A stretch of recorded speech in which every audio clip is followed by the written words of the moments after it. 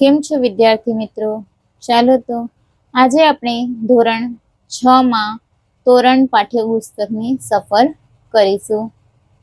તોરણ પાઠ્યપુસ્તકમાં lesson number 1 કવિતા આપી છે. આ કવિતાનું નામ છે બોલમાં. કવિતાના રચયિતા છે મીરાબાઈ. અહીં આપણને પેજ નંબર 8 ઉપર 3 પાત્ર દેખાય છે: સુજલ, દાદા અને જુહી. સુજલ જે છે એના દાદાને કહે છે, દાદા, પ્રભુ ભક્ત કોને કહેવાય? ત્યારે દાદા કહે છે, ખૂબ જ સરસ પ્રશ્ન છે. જે પ્રભુની ભક્તિમાં લીન હોય તેવા લોકોને શું કહેવાય? પ્રભુ ભક્ત કહેવાય. ત્યારે સુજલ કહે દાદાને કે મને પ્રભુ ભક્તોના નામ જણાવો. દાદા પ્રભુ ભક્તોના નામ કહે છે: મીરાબાઈ, નરસિંહ મહેતા, અખો, કબીર વગેરે જે છે એ પ્રભુ ભક્તો હતા. જુહી કહે છે, સુજલ, હું તને મીરાબાઈનું બોલમાં કાવ્ય સંભળાવું. જુહી કહે છે કે સુજલ, આજે હું તમને મીરાબાઈનું બોલમાં એ કવિતા સંભળાવું છું. ચાલો તો આજે આપણે બોલમાં કાવ્ય સાંભળીએ. બોલમાં બોલમાં બોલમાં રે, રાધા કૃષ્ણ વિના બીજું બોલમાં રે. બોલમાં બોલમાં બોલમાં રે, રાધા કૃષ્ણ વિના બીજું બોલમાં રે. સાકર શેરડીનો સ્વાદ તેજીને, કડવો તે લીંબડો ઘોળ મારે. સાકર શેરડીનો સ્વાદ તેજીને, કડવો તે લીંબડો ઘોળ મારે. રાધા કૃષ્ણ વિના બીજું બોલ મારે. બોલમાં બોલમાં બોલમાં રે, રાધા કૃષ્ણ વિના બીજું બોલ મારે. ચાંદ સૂરજનું તેજ તેજીને, આગિયા સંગ પ્રીત જોડ મારે. ચાંદ સૂરજનું તેજ તજીને, આગિયા સંગ પ્રીત જોડ મારે. રાધા કૃષ્ણ વિના બીજું બોલ મારે. બોલમાં બોલમાં બોલમાં રે, રાધા કૃષ્ણ વિના બીજું બોલ મારે. હીરા માણેક ઝવેર તેજીને, કથિર સંગાથે મણી તોડ મારે. હીરા માણેક ઝવેર તેજીને, કથિર સંગાથે મણી તોડ મારે. રાધા કૃષ્ણ વિના બીજું બોલ મારે. બોલમાં બોલમાં બોલમાં રે, રાધા કૃષ્ણ વિના બીજું બોલ મારે. બાઈ મીરા કહે પ્રભુ ગિરધર નાગ, બાઈ મીરા કહે પ્રભુ ગિરધર નાગ. શરીર આપ્યું સમતોળ મારે, રાધા કૃષ્ણ વિના બીજું બોલ મારે. બોલમાં બોલમાં બોલમાં રે, રાધા કૃષ્ણ વિના બીજું બોલ મારે. બોલમાં બોલમાં બોલમાં રે, રાધા કૃષ્ણ વિના બીજું બોલ મારે. બોલમાં આ કાવ્યમાંથી આપણે ભક્તિનું મહત્વ જે છે એ સમજવાના છે. બોલમાં કવિતા જે છે એના રચયિતા છે મીરાબાઈ. મીરાબાઈ કહે છે, બોલમાં બોલમાં બોલમાં રે, રાધા કૃષ્ણ વિના બીજું બોલ મારે. શું બોલવાનું કહે છે? તો રાધા અને કૃષ્ણનું નામ એટલે કે ભગવાનનું નામનું રટણ કરવાનું કહે છે. સાકર શેરડીનો સ્વાદ તજીને, કડવો તે લીમડો ઘોળ મારે. રાધા કૃષ્ણ વિના બીજું બોલ મારે. આ લાઈનમાં કહેવામાં આવ્યું છે કે સાકર એટલે કે મિશ્રી અને શેરડીનો સ્વાદ જેટલો મીઠાશ છે, એવી જ રીતના આપણું જીવન પણ ભક્તિમય બનાવવાનું છે. સાકર શેરડીનો સ્વાદ તજીને, તજવું એટલે કે છોડીને, કડવો તે લીમડો ઘોળ મારે. લીમડો લીમડાનું જે ઝાડ છે તેમાં એના ઝાડમાં જેટલી કડવાશ છે એવી રીતના આપણા જીવનમાં પણ આપણે કડવાશ લાવવાની નથી. આપણું જીવન જે છે એ ભક્તિમય, મીઠું, મધુર અને એકબીજાથી પ્રેમ, નમ્રતા વાળું આપણું જીવન બનાવવાનું છે. લીમડાના જેવી કડવાશ એટલે કે કોઈના સાથે ઈર્ષા, નિંદા, મશ્કરી, કોઈની પણ ચાડી ચુગલી કરવાની નથી. અને રાધા કૃષ્ણ વિના બીજું બોલ મારે, ફક્ત રાધા કૃષ્ણનું નામ બોલવાનું કહે છે. એટલે કે આપણે ભગવાનનું નામ લઈને ભક્તિમાં લીન રહેવાનું છે, કોઈની બુરાઈ કરવાની નથી. સાકર અને શેરડીમાં જેટલી મીઠાશ છે એવું જ આપણું જીવન પણ આપણે મીઠાશ વાળું ભક્તિમય જીવન બનાવવાનું છે. આપણે કોઈની નિંદા મશ્કરી કરવાની નથી. લીમડાના જેવું કડવાશ આપણામાં લાવવાની નથી, આમ મીરાબાઈ કહે છે. અને પૂર્ણ ભક્તિ કરવાનું મીરાબાઈ આ પદમાં શીખવી રહ્યા છે. ચાંદ સૂરજનું તેજ તજીને આજ્ઞા સંગ પ્રીત જોડ મારે, રાધા કૃષ્ણ વિના બીજું બોલ મારે. ચાંદ, ચાંદ એટલે જ કે ચંદ્ર, અને સૂરજ એટલે જ કે સૂર્ય.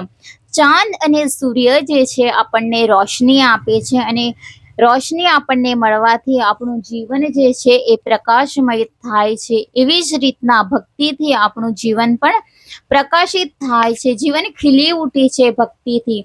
તો આગળ કહી રહ્યા છે મીરાબાઈ કે આજ્ઞા સંગ પ્રીત જોડ મારી. આજ્ઞો એટલે કે એક પંખી નાનું, સંગ એની સાથે, પ્રીત એટલે કે પ્રેમ. આજ્ઞો જે છે એ વરસાદમાં આપણને દેખાતું એક નાનું પક્ષી છે, અને એ પક્ષીના પાછળ આપણે જ્યારે અંધારામાં એ પક્ષી ચમક બતાવે છે તો એ ચમકની પાછળ મનુષ્ય જે છે એ દોડીને એને પકડવાની કોશિશ કરે છે. પરંતુ કહ્યું છે કે એ જે છે માયામાંથી આપણને મુક્ત થવાનું છે, મોહમાંથી આપણને મુક્ત થવાનું છે. અને ચાંદ સૂરજ જેટલો આપણને તેજ આપીને આપણું જીવન ખીલી ઉઠે છે, એવી જ રીતના આપણે ભક્તિ કરીને આપણું જીવન પણ ભક્તિમય બનાવવાનું છે. એટલે જ કીધું છે કે રાધા કૃષ્ણ વિના બીજું બોલ મારે. મીરાબાઈ જે છે એ કૃષ્ણની પરમ ભક્ત હતી, એટલા માટે કહ્યું છે કે રાધા કૃષ્ણનું નામ એટલે કે ભક્તિમાં આપણે પણ લીન રહેવાનું છે, કોઈ મોહ માયા રાખવાની નથી. હીરા માણેક ઝવેર તજીને કથિર સંગાથે મળી તોળ મારે, રાધા કૃષ્ણ વિના બીજું બોલ મારે. કહ્યું છે આગળ મીરાબાઈએ કે હીરા એટલે જ કે એક કિંમતી પથ્થર, ડાયમંડ જેને કહેવાય, માણેક, ઝવેર જે છે એને છોડીને મનુષ્ય જે છે એ કિંમતી જીવન છે આપણું, એને છોડીને શું કરી રહ્યો છે તો વેર, ઈર્ષા, નફરતમાં જીવન ગુમાવી રહ્યો છે. કથિર એટલે કે હલકી ધાતુ, એ ધાતુ ને પણ શેની સાથે કમ્પેર કરી રહ્યો છે તો હીરા માણેક સાથે જ એને પણ સરખામણી કરી રહ્યો છે. એટલા માટે મીરાબાઈ કહે છે કે કથિર સંગાથે મણી તોળ મારે. કથિરની સંગાથે એટલે કે જે લોખંડ છે, એ ધાતુ છે, એ ધાતુની સાથે આપણને ડાયમંડની સરખામણી કરવાની નથી. એટલે જ કે જે પૂર્ણ ભક્તિ કરવાનું કહ્યું છે આપણને, નિંદા મશ્કરી નફરત વાળું જીવનને છોડીને, ત્યાગીને પરમ ભક્તિ કરવાનું આપણને મીરાબાઈ શીખવી રહી છે. કે હીરા માણેકની જેટલી મૂલ્ય છે, જેટલી કિંમત છે, એની આપણને કદર હોવી જોઈએ. આપણને કોઈની સાથે નફરત કરવાની નથી, આપણે બધી સાથે પ્રેમ, હળી મળીને નમ્રતાથી જીવન જીવવાનું છે. અને ભક્તિમય જીવન, પૂર્ણ ભક્તિ કરીને ભક્તિમય જીવન જીવવાનું કહ્યું છે. મીરા કહે પ્રભુ ગિરિધર નાગર, શરીર આપ્યું સમતોલ મારે, રાધા કૃષ્ણ વિના બીજું બોલ મારે. મીરાબાઈ કહે છે કે પ્રભુ ગિરિધર નાગર એટલે શ્રી કૃષ્ણ માટે કહે છે. મીરાબાઈ જે છે એ પરમ ભક્ત હતી શ્રી કૃષ્ણની, એટલા માટે જ કહે છે કે શરીર આપ્યું સમતોલ મારે. શરીર જે હરેકને સરખું શરીર આપ્યું છે, અને આપણે શું કરવાનું છે તો ભક્તિ કરીને આપણું જીવન જે છે એ સમર્પિત કરવાનું છે. આપણે કોઈની નિંદા મશ્કરી કરવાની નથી. આપણે એકબીજા સાથે સાકર શેરડીનો સ્વાદમાં જેટલી મીઠાશ છે એવી રીતના મીઠાશવાળું જીવન આપણે જીવવાનું છે.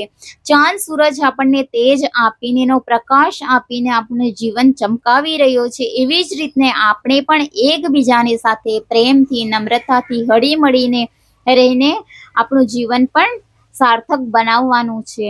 અને કહ્યું છે કે હીરા માણેક ઝવેર તજીને કથિર સંગાથી મણી તોડમાં. હીરા અને માણેક જે છે એ એની કિંમત ખૂબ જ છે.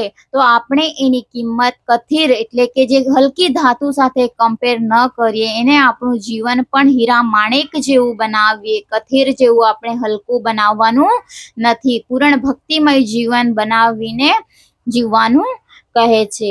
બોલમાં બોલમાં બોલમાં રે રાધા કૃષ્ણ વિના બીજું બોલમાં રે.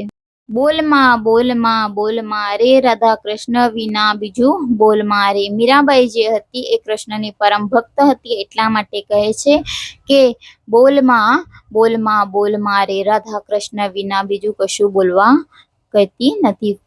ફક્ત ભક્તિમય જીવન બનાવવાનું કહે છે. બોલમાં કવિતામાંથી આપણને એ જ બોધ પ્રાપ્ત થાય છે કે આપણે પૂર્ણ ભક્તિમય જીવન જીવવાનું છે. સાકર અને શેરડીના જેવું સ્વાદમાં મીઠાશ છે એવી રીતના મીઠું જીવન જીવવાનું છે. ચાંદ સૂરજનું તેજ આપણું જીવનને પ્રકાશિત કરે છે, એવી જ રીતના આપણે પણ જીવન જીવવાનું છે. હીરા માણેક અને ઝવેર જેવું કિંમતી આપણું જીવનને બનાવવાનું છે.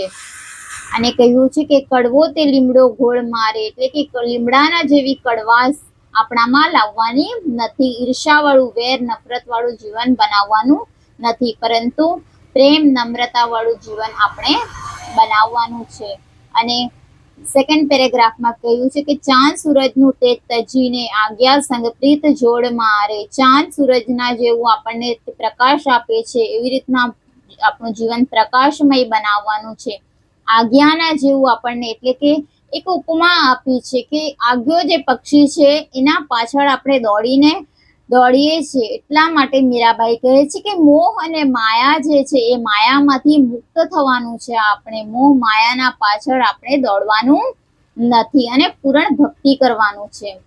હીરા માણેક જેવું આપણું જીવન બનાવવાનું છે, કે આપણું જીવન જે છે એકદમ કિંમતી બનાવવાનું છે. કથિર જેવું હલકું જીવન આપણે બનાવવાનું નથી અને પૂર્ણ ભક્તિમય જીવન જીવવાનું છે. તો આ કવિતામાંથી આપણને ભક્તિ કેવી રીતના કરવી એ